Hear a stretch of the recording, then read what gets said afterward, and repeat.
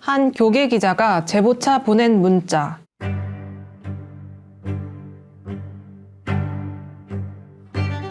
권 목사의 판결문을 입수해 내용을 쭉 살펴보는데 사건이 매우 심각해 보였습니다. 마침 피해자 측도 기사화를 요구해 본격적으로 취재에 들어갔습니다. 권 목사의 이력은 화려했습니다. 크리스천 투데이는 2017년 10월 대통령상을 수상한 목회자가 자서전을 출간했다는 홍보 기사를 내보냈습니다.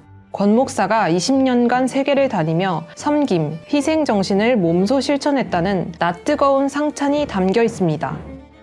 취재 과정에서 이단 사이비 전문 매체 현대종교가 권 목사를 다룬 기사를 발견했습니다.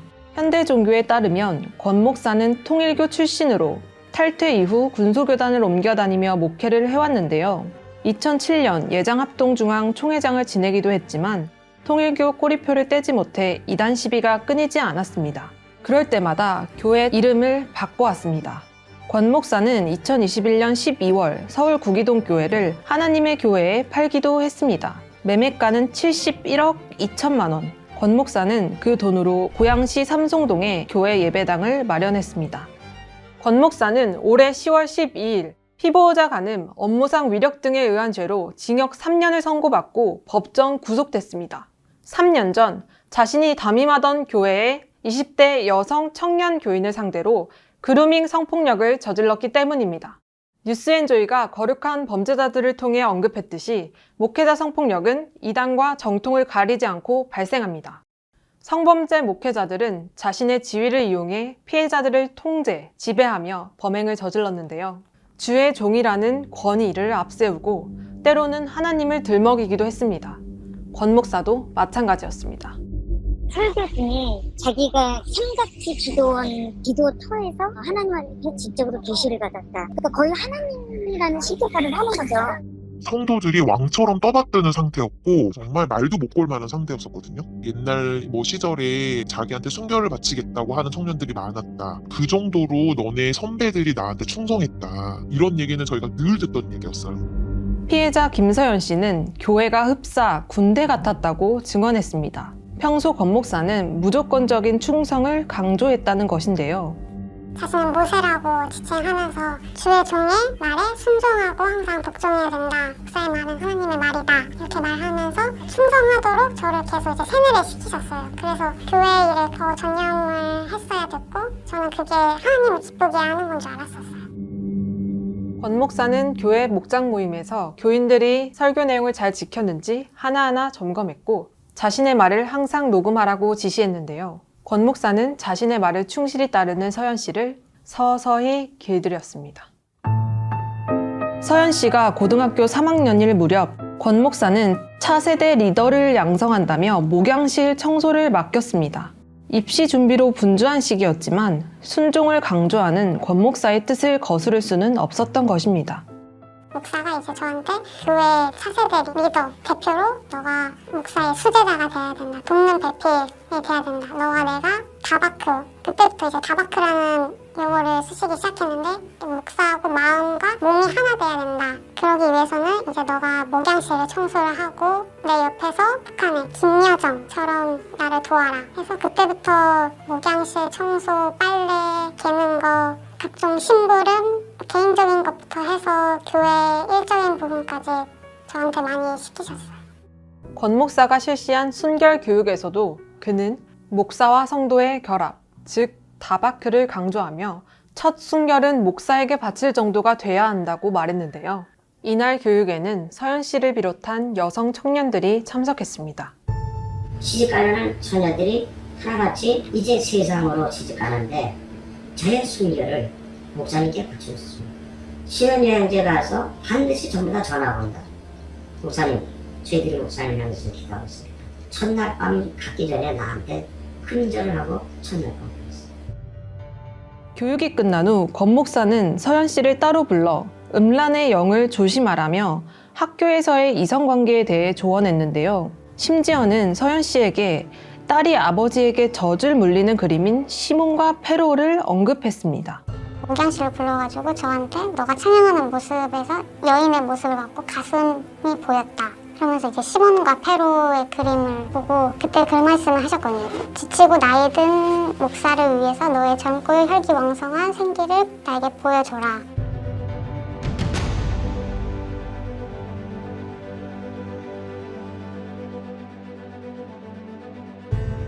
처음에 좀 낯설고 두려움이 있었어요. 근데 그래도 이제 이게 목사하고 신뢰를 쌓는 다바크 시간이다. 지금 이 시간이 다바크 시간이다. 그렇게 말씀을 해주시니까 저도 이게 진짜 특별한 영적 체험이구나. 내가 이 두려움을 이겨내면은 진짜 목사하고 정말 다바크가 될 수 있겠구나. 그리고 목사가 내 말에 1%도 의심하지 말라고 했고 나만 축복받을 수 있는 통로다. 이렇게 말씀을 하셨기 때문에 그냥 의심하지 않고 진짜 순종하는 마음으로 계속 받아들였던 것 같아요.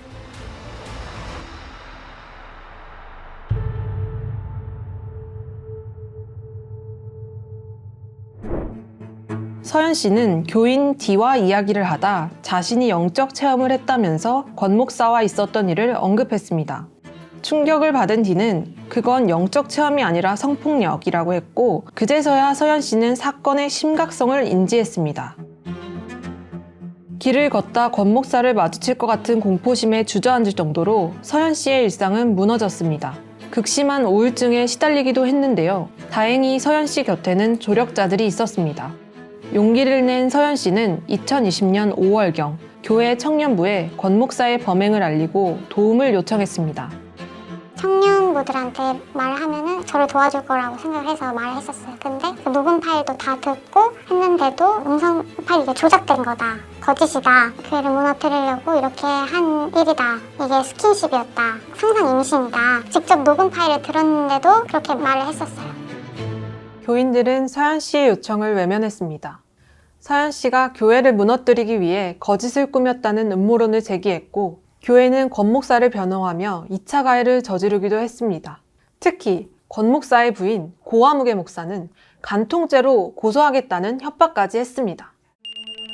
이런 얘기 미안하지만 그 목사 너랑 나랑 간통죄를 지원했을 건가. 그 너랑 나랑 걱정이 있는 거야. 똑같은 피해자야 지금. 너도 같이 했잖아. 그러면 처음부터 안 했어. 너 같이 말아야지. 아니 그럼 그렇게 고뇌를 시키지 말았어야죠. 무슨 세뇌 누가 시켰어? 이성이 하려고 했잖아. 아니 이성이 있었으면 당연히 안 했겠죠. 근데 이성이 없게 만들었으니까 없게 된 거죠.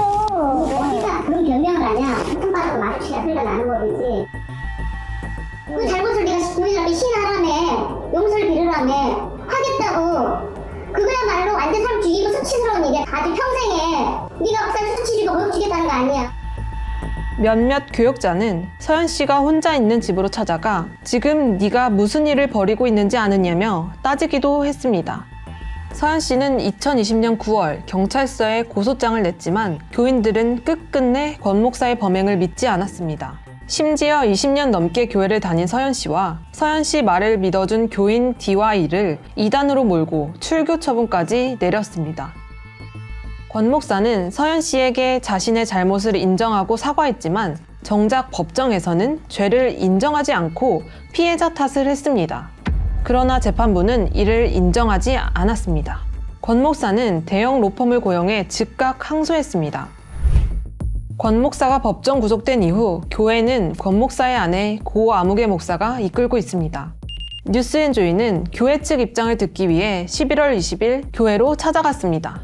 예배를 마치고 나온 중년 남성에게 다가가 권 목사의 거취를 아는지 물었습니다. 목사님은 지금 좀 이제 몸이 안 좋으셔서 네. 안 나오시고. 법원에서 뭐 판결을 받았다고 그 얘기가 들려서. 아 그래요? 무슨 판결? 나 그런 얘기는 전혀 모르겠는데. 고 목사는 만남 자체를 거부했습니다.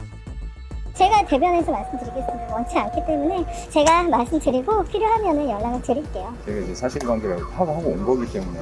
사실관계를 어떻게 파악해요? 한쪽 얘기만 듣고 자녀 간에 싸워도 다 불러다가 놓고 두 아이의 얘기를 들어야만 정말 제대로 판단할 수 있는 부분인 거잖아요. 억울한 부분은 분명히 있죠. 저희도 하고 싶은 얘기 많지요. 하지만 걔는 뭐가 되겠어요? 저도 딸이 있어요. 요셉이 감옥 간 게 진짜 잘못해서 아닌가요? 교회 측은 11월 25일까지 권 목사 성범죄 사건에 대한 입장을 뉴스앤조이에 전달하기로 했지만 지정한 날짜까지 입장을 밝히지 않았습니다. 26일 고 목사에게 직접 전화를 걸어 입장을 물었지만 그는 전화 잘못 걸었다면서 바로 전화를 끊어버렸습니다.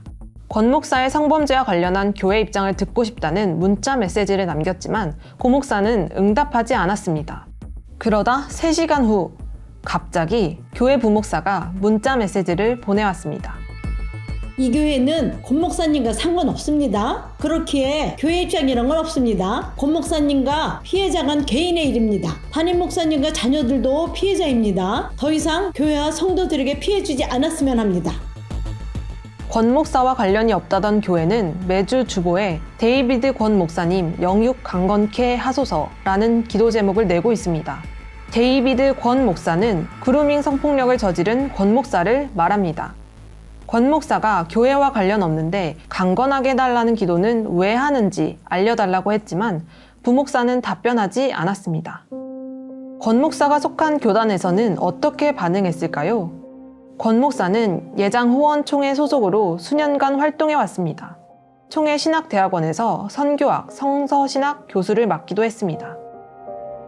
노예에서 제명 처리했어요. 시끄러워서 원래 이제 우리 호원에 오는 것도 부담스러웠었는데 또 그런 일이 있으니까 윤리 도덕상 이게 이제 덕이 안 된다. 그래서 이제 노예에서 바로 처리했어요. 총회 측은 권 목사는 현재 예장후원총회 소속이 아니라고 했지만 법원 판결 전까지 예장후원총회 신학대학원 홈페이지에는 권 목사의 프로필이 노출돼 있었습니다. 판결 직후 권 목사의 프로필은 삭제된 상태인데요. 이 총회장은 올해 10월 법원이 징역 3년 판결을 내리기 전까지 권 목사의 프로필이 홈페이지에 게시된 것과 관련해서는 입장을 밝히지 않았습니다. 이후에 총회장은 권 목사를 제명했다고 강변했지만 교회에 대한 후속 행정 조치나 피해자를 위한 지원은 전혀 고려하지 않았습니다. 피해자 서연 씨는 온전히 일상을 회복하지 못했습니다. 병원에서는 해리 증상을 동반한 외상후 스트레스 장애 진단을 받았고 제대로 잠들지도 못합니다. 힘든 상황에서도 서연 씨가 언론을 통해 진실을 알리기로 한 이유가 있었는데요. 교회가 성범죄를 저지른 가해 목회자 편에 서지 않고 도움을 청하는 피해자를 외면하거나 손가락질하지 않기를 바라는 마음에서입니다.